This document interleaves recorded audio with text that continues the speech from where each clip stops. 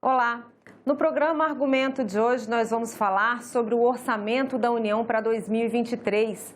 A nossa conversa é com o senador Marcelo Castro, do MDB do Piauí, que foi escolhido o relator-geral da peça orçamentária. Senador, muito obrigada pela sua presença aqui no programa Argumento. Eu que agradeço, Carla. É um prazer muito grande estar prestando os esclarecimentos aqui à população brasileira. Senador, vamos começar com um dos temas aí que mais chama atenção, tem mais chamado a atenção nessa questão do orçamento, que são as chamadas emendas de relator, as chamadas RP9. Como que o senhor pretende conduzir essas emendas de relator, limites, a questão de transparência? Conta pra gente.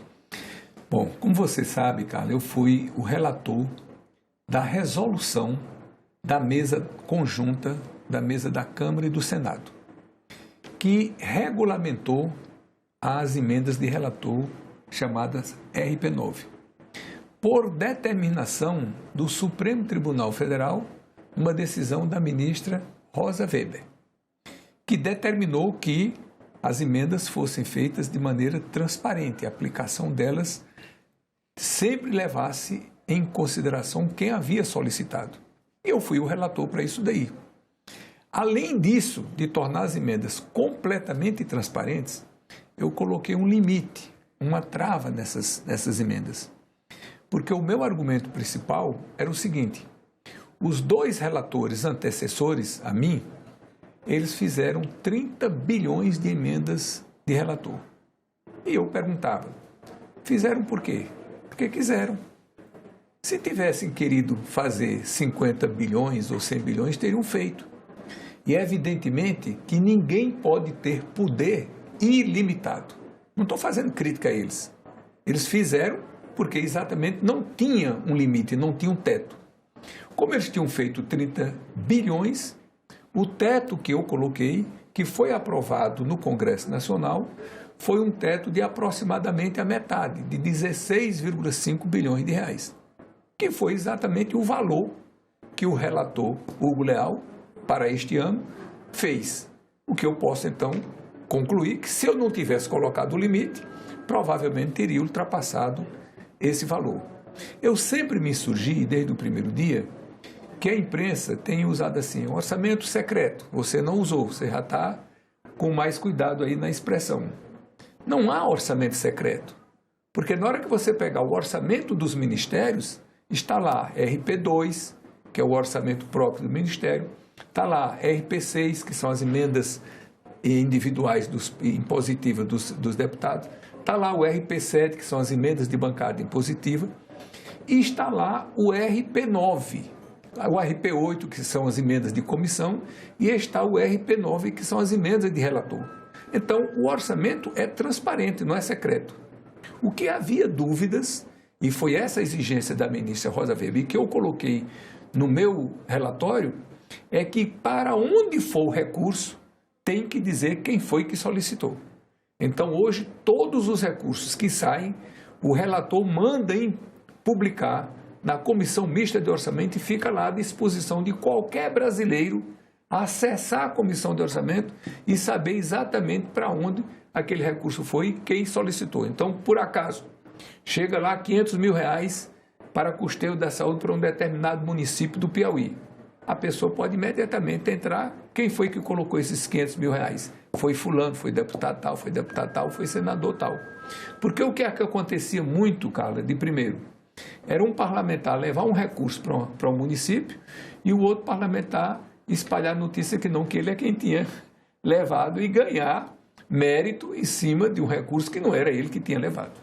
Senador, o senhor tem dito também que pretende fortalecer as emendas de comissão, as emendas de bancada. Como é que o senhor vai balancear isso?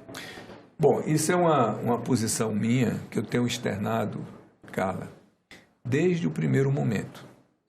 O que é que eu acho?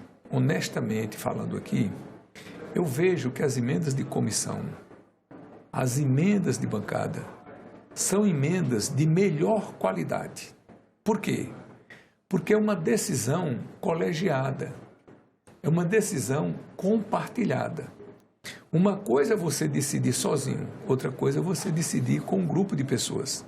Então, um quer do jeito, outro quer do outro, um pondera, o outro pondera e termina chegando à conclusão do que seria melhor. Por exemplo, uma emenda de bancada.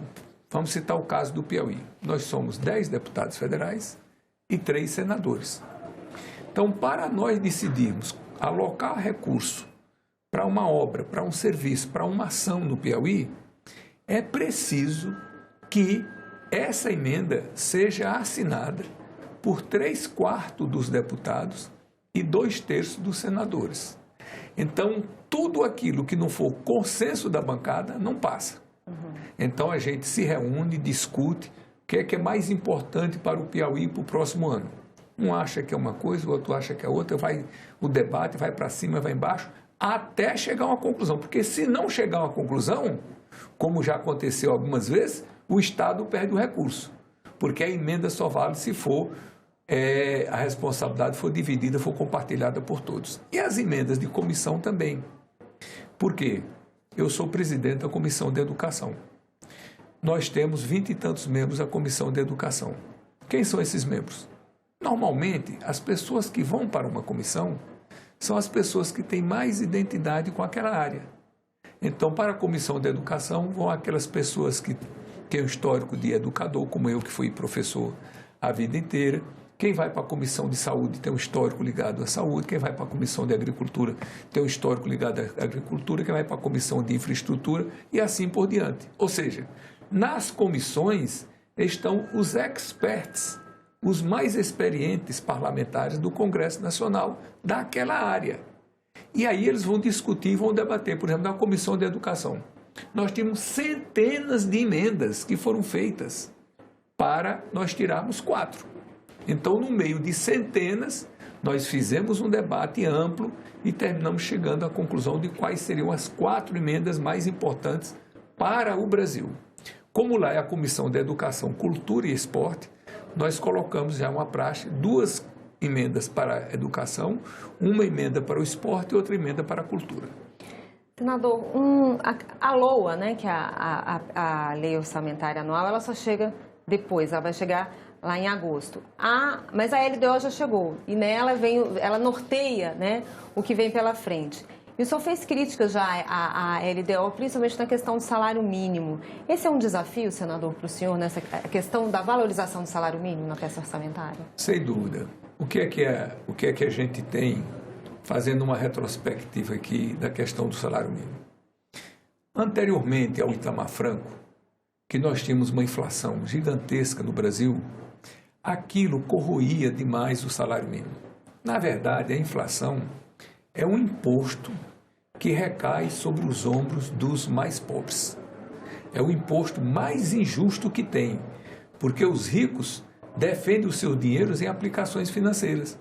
E os pobres não, coitado. Ele recebe o salário no final do mês, bota no bolso. Quando ele chega no outro final de mês, o salário está valendo muito menos do que valia antes por causa da inflação. Então, quando veio o advento do Plano Real, com o Fernando Henrique, e que o Itamar Franco, o Fernando Henrique era o ministro, então veio uma valorização do salário mínimo. Então, o governo do Fernando Henrique, os 2 governos do Lula, o governo e meio da Dilma, todos os anos o salário mínimo era reajustado pela inflação e sofria um plus, era acrescentado um plus, ou seja, havia um ganho real. Então, só para dar um exemplo aqui, no governo do Fernando Henrique, que o MDB fazia parte, que nós fazíamos parte do governo, toda vez que era para dar aumento do salário mínimo, a gente fazia um movimento muito grande dentro do MDB, eu fiz isso muitas vezes, para que o salário mínimo fosse pelo menos de $100. E nós nunca alcançamos isso. E quando a Dilma deixou de ser presidente, o salário mínimo do Brasil era mais de $300. Então você veja o tanto que o salário mínimo aumentou ao longo desses todos os anos que teve ganho real. Com o advento do impeachment da Dilma e a assunção do Michel Temer no governo, foi feita então uma política nova, que teve o teto de gasto. Então, com o teto de gasto, o que é que foi estabelecido? A partir daquela data, tudo que estava feito estava congelado. Ou seja, só podia reajustar dali para frente pelo IPCA, o Índice de Preço do Consumidor. Então, o que é que ocorre? De lá para cá, todo o governo do Michel Temer, que foi a metade do governo da Dilma, e todo o governo do Bolsonaro, nós não tivemos nenhum centavo de ganho real no salário mínimo. E evidentemente que o salário está perdendo o poder aquisitivo, porque está sendo ajustado pela inflação. Ele não está tendo mais aquele ganho real que teve durante todos esses anos. Então, nós esperamos, né, que no futuro próximo, os governos, né, o executivo, possa retomar essa política de ganho real do salário mínimo. Porque quando você aumenta o salário mínimo, que as pessoas ganham mais, eles compram mais, eles têm melhor qualidade de vida, eles melhoram a arrecadação do governo, movimenta a economia. Então, tudo isso é uma máquina que movimenta, que o país cresce, desenvolve, então tudo melhora. E, evidentemente, que a gente precisa fazer justiça social, porque o Brasil é um dos países mais desiguais do ponto de vista social do mundo.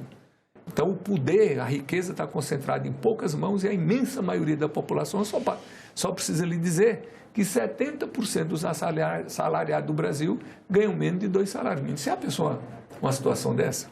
Senador, para a gente finalizar, que nosso tempo está acabando, eu queria que o senhor falasse um pouquinho sobre o teto de gastos. O senhor falou em justiça social. É possível, dentro da peça orçamentária, fazer justiça social tendo um teto de gastos? Bom, qual é a consequência principal do teto de gasto? É que os recursos que são investidos na saúde vêm caindo o percentual ano a ano. Os recursos de investimento vêm caindo ano a ano. Se você pega os recursos do Brasil de 2017 para cá, com o advento do teto de gasto, você vai ver que ele está num plano inclinado. Cada ano ele é um percentual menor. Ora, se isso continuar, pela lógica do que está acontecendo, vai chegar um momento que o Brasil não vai ter nada para investir. Isso não é razoável. Então, em algum momento, né, a sociedade brasileira, o Congresso Nacional, o presidente da República, o próximo presidente da República, que esse governo já está no último ano, eu não estou dizendo quem vai ser o presidente da República, o próximo presidente da República, em algum momento vai ter que discutir essa questão. Por quê? Inclusive, esse é um orçamento que é feito, enviado por um governo, mas que vai ser executado, pode ser por outro governo também, né? Por outro presidente, ninguém sabe. Né? É difícil elaborar uma peça assim também, né? Mas o importante de tudo isso daí é que em algum momento vai se chegar à conclusão que nós vamos ter que discutir o teto de gastos. Se os investimentos devem ou não ficar dentro do teto. Porque um país em desenvolvimento como o Brasil, é fundamental que o país tenha capacidade de investimento. Você imagine, por exemplo, o programa Minha Casa Minha Vida. Quantos milhões de casas foram construídas no Brasil? Quantos milhões de empregos foram gerados com isso daí? Não tem nada mais que crie mais emprego do que a construção civil. Você imagina uma casa que vai ser construída, quanto de economia está envolvido naquilo ali? O cimento, a lajota, a telha, a madeira, a ferragem, está entendendo? Tudo. Os empregos que gera, direto e indiretamente, então isso movimenta muito a economia. E evidentemente que nós estamos com o setor praticamente paralisado de casas populares no Brasil.